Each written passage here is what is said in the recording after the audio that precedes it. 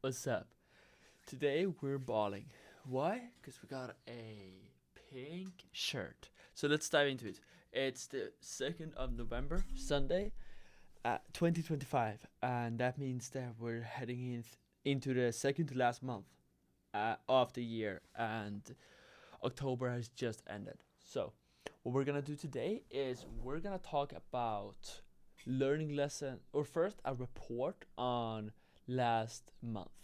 Then we're gonna talk about learning lessons and things that went well, things that didn't go so well. And then we're gonna talk about how this month is gonna be better. Okay?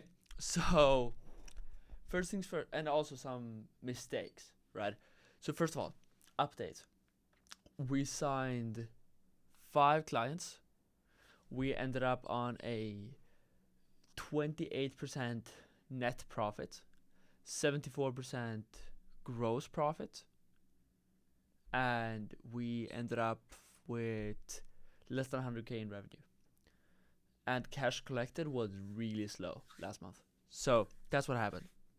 Now, things that happened in the company is we 3x'd our daily ad spend. We trained up a new closer, which was our old appointment setter. And we got back to consistent results on our backend. So our backend went from great to not great, back to great. So that was good. So with that said, let's talk about some of the mistakes. So as you understand, it wasn't a super great month for us. We went from 9 sign partners to 5, even though with 3 extra advertising costs. So our CAC basically went up by 6x, right? And I don't think it was that this month we had a high CAC. I think that rather last month we just had a low CAC, if you know what I mean. So I had wrong expectations there. I also think that the reason this month didn't go as well as it should have and could have was because I didn't work as much as I should and could have. So I spent 2 weeks, or actually 16 days to be exact, in Spain with my girl who lives in Colombia. We met in Spain, spent 2 weeks there, and I didn't get a lot of work done at that time. I got closer to that girl. I got closer to myself. I got to, I guess, live life a bit, and I got to really enjoy the fruits of all the labor that I put in over the last year. So I'm really happy about that, but I'm not happy about the business side. I do want to say though that I'm trying to focus more and more and more on inputs and not outputs, and I feel like my inputs were somewhat good in the last month. So I do want to point that out. I'd say that the biggest mistakes that I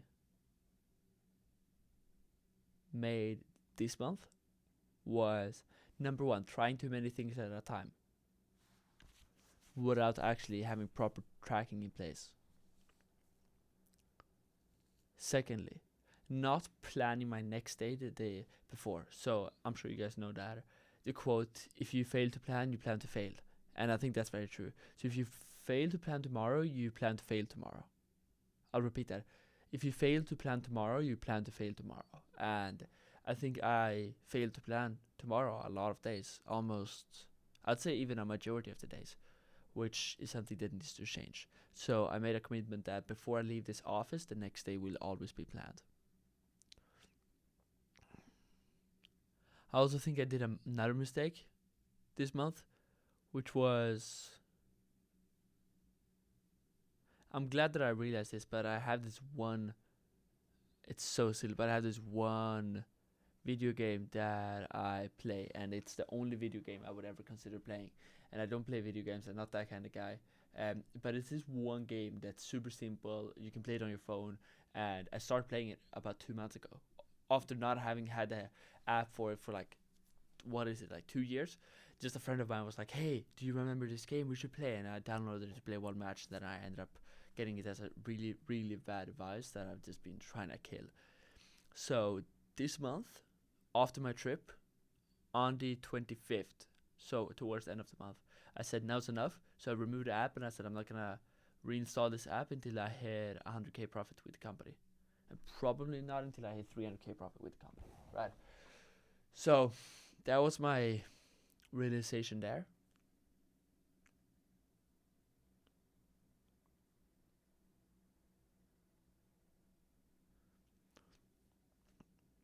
A few learning lessons. I'd say the biggest one is not doing too many things at a time. It's better to do one thing for a whole month if you do it really, really well than a million things that are kind of half-assed. And what I mean by that is, I think that we oftentimes solve the same problem again.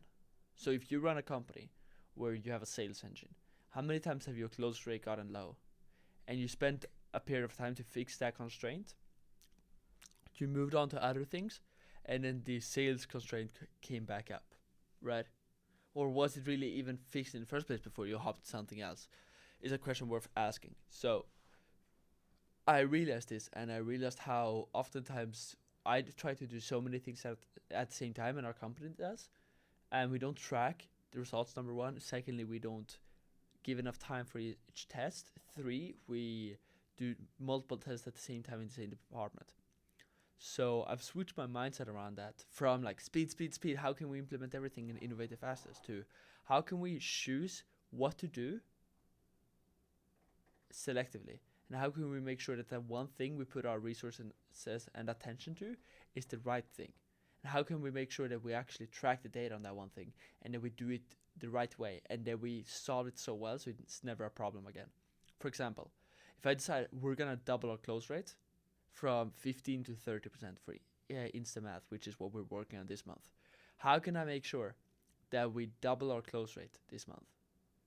How can I make sure that we double our close rate this month with 100% certainty without anything possibly stopping us and doing nothing else? Because I know that if we double our close rate, all else being equal, we double our business, right? And then secondly, how can I make sure that that double doesn't go back down? So I'm going to focus on that. For example, my number one only focus this coming month is doubling close rates. If we just double close rates and nothing else, this coming month will be a success. So that's what's going through my head. Second thing that I learned is problems that are not addressed when they're small will always become big. So if you're like, I realize that I have this one person who has this bad attitude in this situation and they're on my team, but I don't think it's really worth bringing up because it's such a small problem, I promise you that it's not going to get better. How often do problems with people get solved over time through just waiting and not changing behavior? It never happens. So if you have a problem in your business, if you feel like you have something that is kind of just nitpicking on you, that's kind of just disturbing, please call it out and call it out fast. For example, I felt that in my team, I had a few things. Number one, people forgot to send out their end of day reports. Secondly, people were texting other people in Slack or doing other stuff while we were on meetings.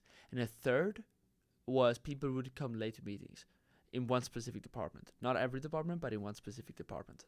So what I realized was I'm going to need to make sure that I just reset those 3 expectations, not just in front of one person whenever it happens, but every single time with every single person whenever I even see it, plus in a group setting, and reset expectations that if you do this repeatedly, you cannot be a part of the company because we have a different standard here. And even just writing down the rules and expectations in your company can be important because a lot of people come from a place where being 5 minutes late to a meeting is accepted. In our company, it's not.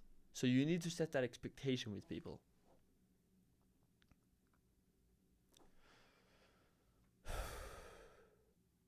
One thing I think I realized this month is that I really just enjoy delaying gratification, being in a routine, working hard, knowing what I'm working towards, and being in that point where my fitness is getting better.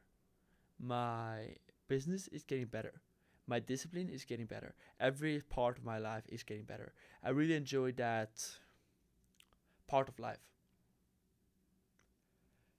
If we talk about this week for me, this was the first week that I came home from Spain, and I started off the first 5 days extremely disciplined. Sunday, Monday, Tuesday, Wednesday, I murdered. And the first half of Thursday, I murdered. And then my friends actually came over, and we spent a basically, long story short, a friend was gonna sleep at my place because he couldn't sleep at home. He asked if a few other friends could sleep over. I said yes, and then ended up with us going to bed at 2 a.m. that day, and I allowed myself to have a break. It was on Halloween day too, which was funny. No, I think it was actually Friday. Yeah, it was Friday, not Thursday. So Thursday I crashed. First half of Friday I crashed, and then this basically happened on Friday. So Friday was the day where I dropped off. So I went to bed at 2 a.m. that day. Next day was super slow, meaning yesterday on this Saturday I was super slow because I hadn't slept well. I spent the morning with them. I got into the office. I was just reactive the whole day. Started off on the wrong note. Did not have a clear goal for the day. And then today, same thing happened. I basically my team wanted to have movie nights where they got to watch a movie together as in the team, and I was fine with that idea.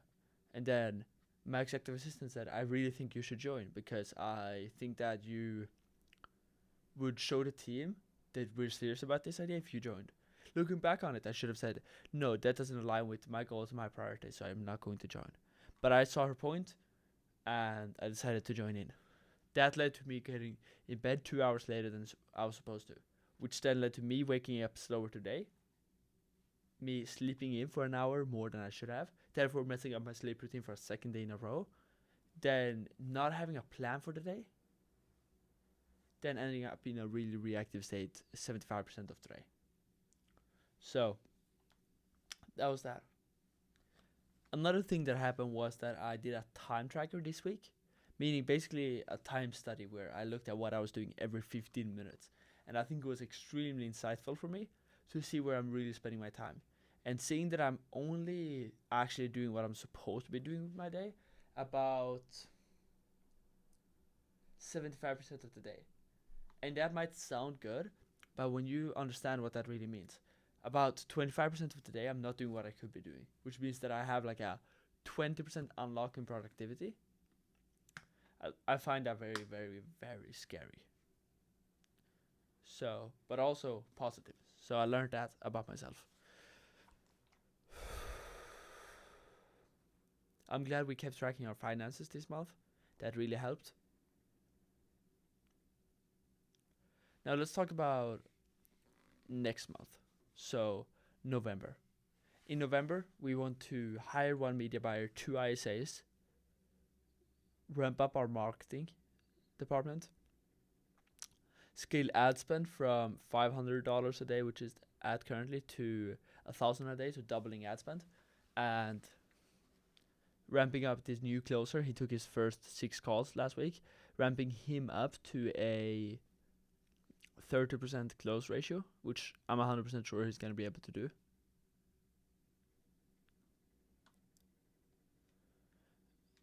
That's the focus for next month. If we sign 15 partners,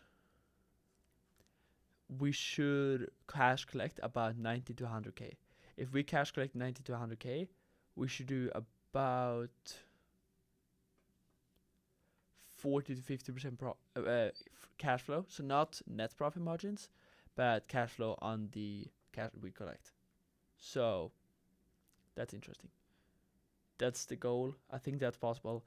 The main constraint I see is marketing getting less effective at scale. Because I feel like I can control the constraint of closing, but I'm really gonna have to make sure I hammer and focus on the marketing with my marketing responsible. So that's that.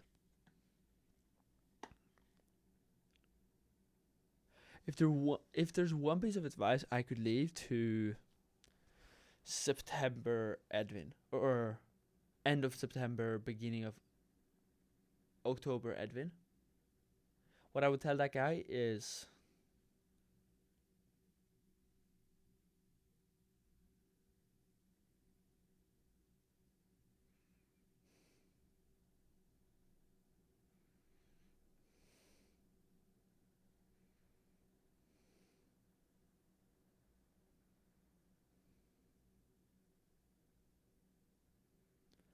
only focus on one thing, but make sure that that one thing is worthwhile, and then do it well. That's my first thing I would tell my October Edvin. The second thing I would tell my October Edvin is, so 1 month younger than my current Edvin, is, and I think I did this well, but I would kind of just reconfirm my own mindset here, which is enjoy enjoy the season that you're in rather than wanting the next one. So last month was a less hard-working month, to be honest, for me. I worked probably the least that I've done in, shit. I'd have to say last month was probably the least hard-working month I've had in the entire year. I'll go as far as that. But I really enjoyed it, and it was one of my more fun months and one of my more enjoyable months. But what I realized was that the months prior, I was looking forward to this trip. When I did go on this 2 week trip in Spain, I was looking forward to getting back home. So what I'm gonna think about now is don't look forward to the future, but try to enjoy the moment you're in. Try to enjoy every workout like it's your last. Try to enjoy every work session like it's your last. And realize that when I'm 85 years old, I won't be caring if I was working, if I was playing tennis, or if I was fucking cleaning toilets. Because all I'm gonna be wishing for when I'm 85 is that I could go back to the 17-year-old version of me. Oh, by the way, I forgot to mention I'm also 17 now. I'm no longer 16. Loads of talking, loads of reflections. All that to say that I am really, really, really proud of the person that I'm becoming and that I have become over the last year. And it feels crazy to say that this year is coming closer and closer to an end, because I feel like this year went by so fast, like so fast. And if all that I could achieve this year was, sorry, if I ended the year today, I would be proud of all that I achieved. Because transparently, the business isn't that much bigger now than it was a year ago. It is bigger, but it's about twice the size. It's not that much bigger. And if I look at my body is bigger than it was a month ago, but it's not that much bigger. Like, I haven't gained a lot of weight or muscle. If I look at my relationships, I would say that that has gotten better. But probably the thing I'm the most proud of is the switch in my intelligence and how I've leveled up how I think, and how I now feel that I'm incredibly smart. Another thing I realized is that I really enjoy tennis. Like, I enjoy tennis an incredible amount. So I'm gonna focus on playing more tennis in the future, because it's one of the things that really bring me joy, a lot of joy.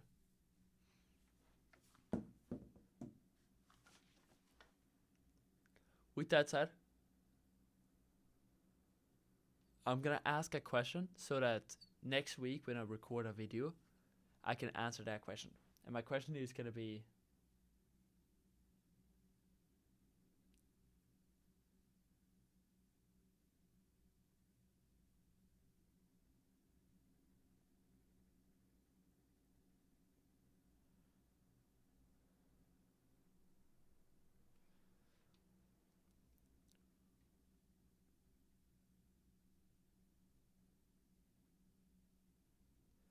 did you continue to stay away from every bad habit?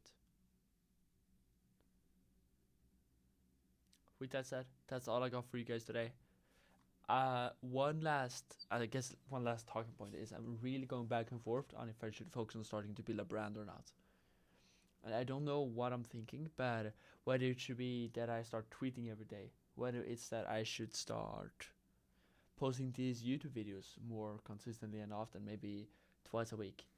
Maybe it's that I should actually start trying to teach people stuff. Maybe it's that I should start trying to blow my Instagram up and get more followers from short form content like I used to for a while. Because I see the value in having a brand. I see how I get more people to trust me, more influence, more potential for future business opportunities, more trust, more perceived value. I can get into more rooms, more of an ego boost. I see all those things, but I also ask myself, is it worth doing? And I'm gonna have an open dialogue with myself in front of the camera right now. So feel free to hop off the video, because the next 5 minutes is probably gonna be pretty boring. But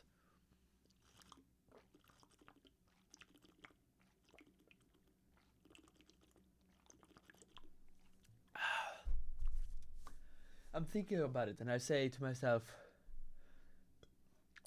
if I look back on myself in a year from now, what will I wish that I would have done? And I feel like if I say everything is the same in my business, and the one only difference is that I now have a following with 100,000 people, or everything in my life is the same, the only difference is that I now have a business that does $500,000 or $300,000 a month in profit, that doesn't require my time. Or if I say everything in my life is the same, except for the fact that I now have a body that is 100k of pure lean muscle, I continue to think to myself, what will I be the most proud of? What will I be the happiest that I did?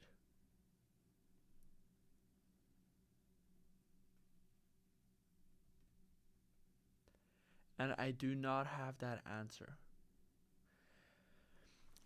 But it definitely helps to speak out loud about it like this.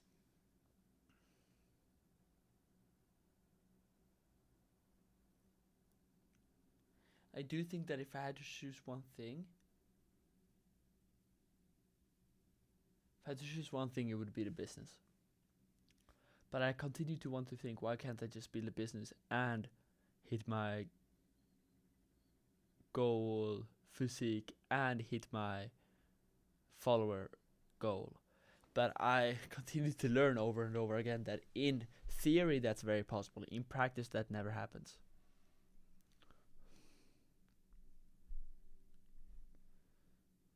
So with that said, what I just said, I'm gonna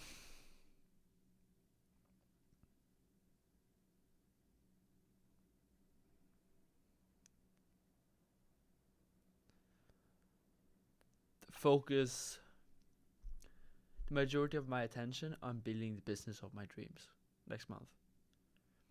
I also think that next year, not next month. I also think that next year is the year where I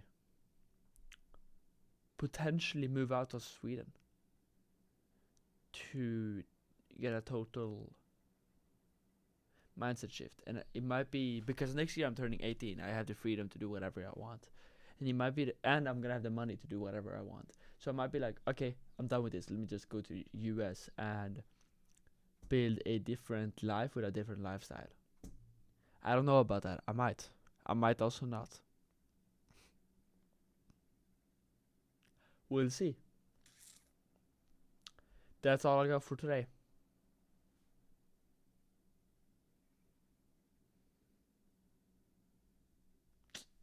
See you soon. Goodbye.